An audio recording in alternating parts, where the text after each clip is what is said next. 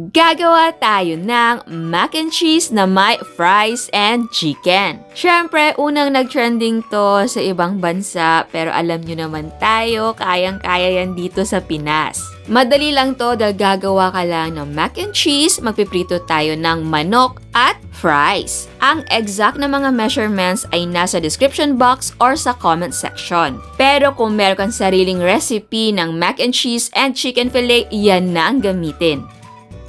Okay, so unang gawin natin, mag-marinate tayo ng ating manok. So, meron tayong chicken breast. Lagyan natin ng gatas, white vinegar, itlog. Meron tayo ditong asin, paprika, chili powder, garlic powder, and paminta. Tapos, syempre, mix natin siya ng mabuti.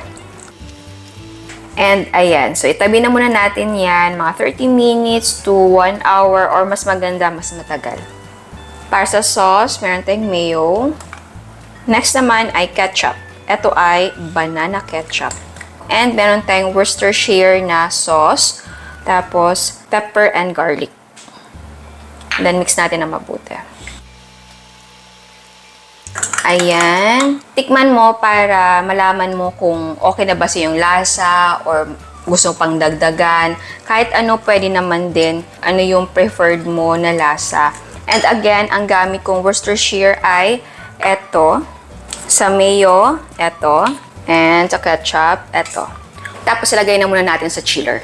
Okay, para naman sa pang-drizzle natin na cheese, magdi-DIY tayo. Meron tayong cheese powder.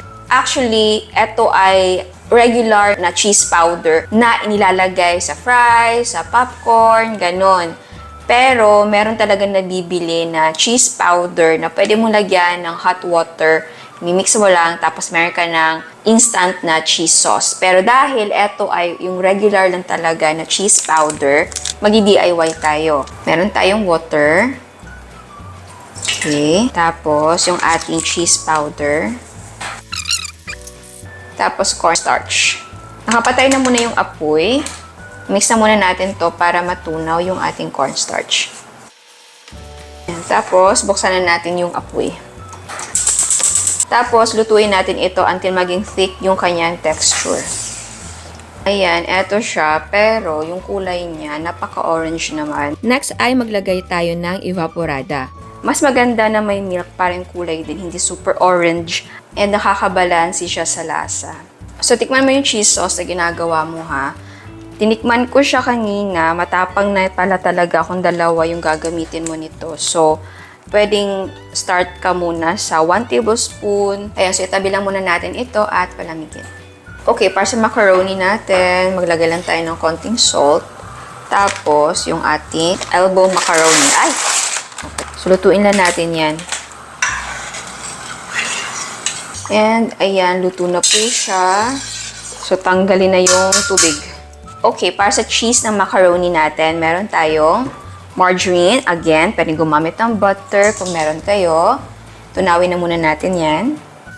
Ayan. Next naman ay maglagay tayo ng harina or all-purpose flour. So, yes, gumagawa po tayo ng roux. Ayan. So, lutuin lang muna natin to. Ayan na po siya. So, ngayon ay maglagay na tayo ng ating gatas. Ayan.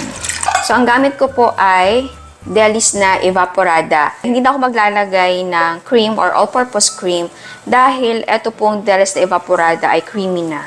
Pero kung gusto nyo pa din maglagay, naman, okay lang. Tapos, meron tayo ditong garlic powder, chicken powder, paprika, at pepper. Next naman, maglagay tayo ng keso.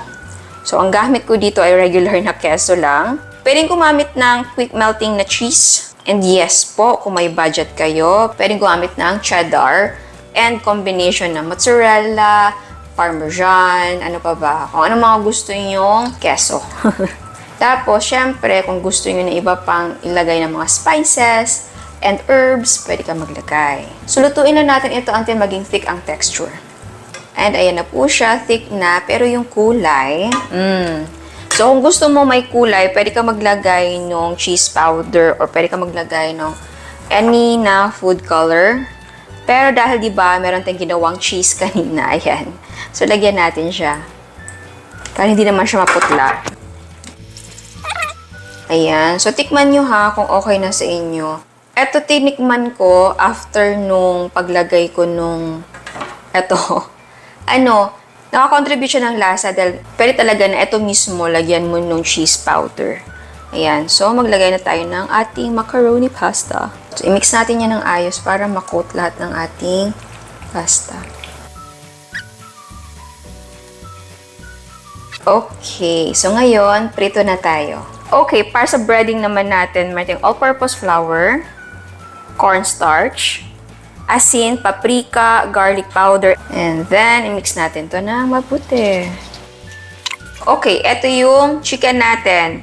Ito yung marinade na mixture niya. Sineparate ko na siya dahil i-dip natin siya ulit dyan. So, una, i-coat natin siya dito sa ating flour mixture. Ayan.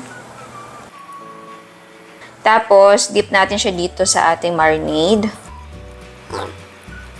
And then, coat again ng ating harina.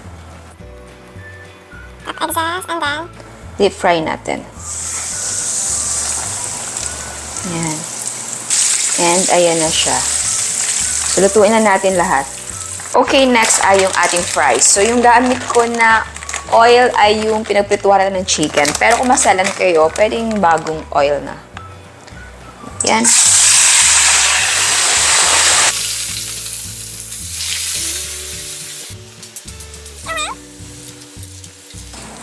Okay, so ngayon, i-cut na natin into cubes.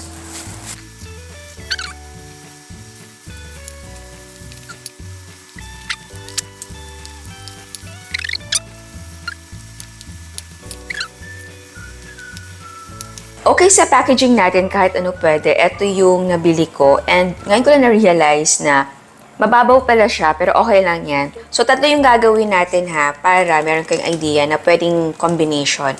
Okay, una, yung fries natin. Maglagay muna tayo ng ating yung sauce or dressing natin na ginawa ng mayo and ketchup. Ganito sila mag-serve eh. Naglalagay muna sila sa, sa container. Yung cheese natin. Tapos yung fries. Ayan. Tapos yung mayo natin. Lalagyan yung cheese. Tapos yung chicken natin. And then next yung ating mayo dressing. And then yung cheese. Ito optional, maglagay tayo ng dried na parsley. Okay, next naman ay macaroni, mac and cheese. And then next, maglagay tayo ng chicken topping. Tapos yung mayo sauce natin. Cheese. Oopsie. Tapos, konting dried parsley. Okay, next, overload ang gagawin natin. So, una, maglagay tayo ng mac and cheese. Ito yung first layer natin. And then, second layer, fries. So, bago tayo maglagay ng chicken, gusto ko maglagay na muna ng mayo sauce natin. Tapos, chicken na tayo.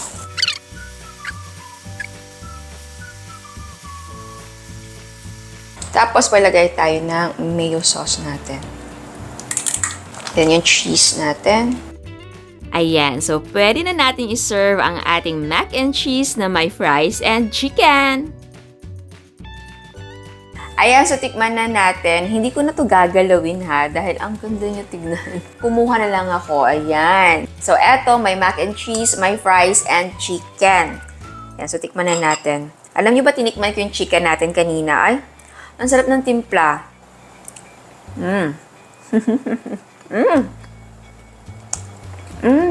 Bagay yung chicken natin sa sauce na may ginawa natin. Sige, tikman natin lahat. May macaroni, may fries, and manok.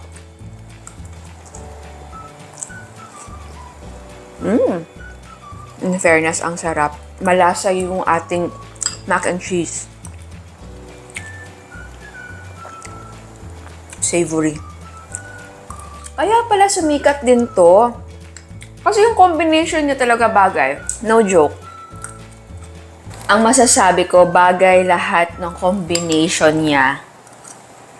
Okay. So, pwede talaga na ganito mo siya i-serve yung kung gusto lang nila ay mac and cheese and yung chicken, tapos eto fries and chicken, eto naman overload, lahat meron. Para may choice naman sila dahil baka ayaw nila ng may mac and cheese, gusto nila fries lang and chicken. Yung iba naman kung ayaw ng fries, mac and cheese and chicken. So, again, no joke, walang halong biro. Masarap yung combination nila. Masarap yung timpla ng chicken natin. Masarap yung timpla ng ating mac and cheese. And yung mayo natin, masarap din. And surprisingly, bumagay yung cheese sauce na ginawa natin. Pero for me, hindi ko siya parang i-over ang paglagay ng cheese natin. Pero again, pwede yung tikman, tapos i-analyze nyo kung gusto nyo ba na marami or konti lang, or gumamit ng ibang cheese sauce. Kasi ang dami talaga sa market. Ang dami mong pwedeng pagpilian. And pwede ka maglagay ng hot sauce. And nga pala, yung iba, yung chicken nila, kino-coat nila, minsan buffalo, yung sauce na kino-coat nila, tsaka nila tinatagtag. Yung iba naman, teriyaki.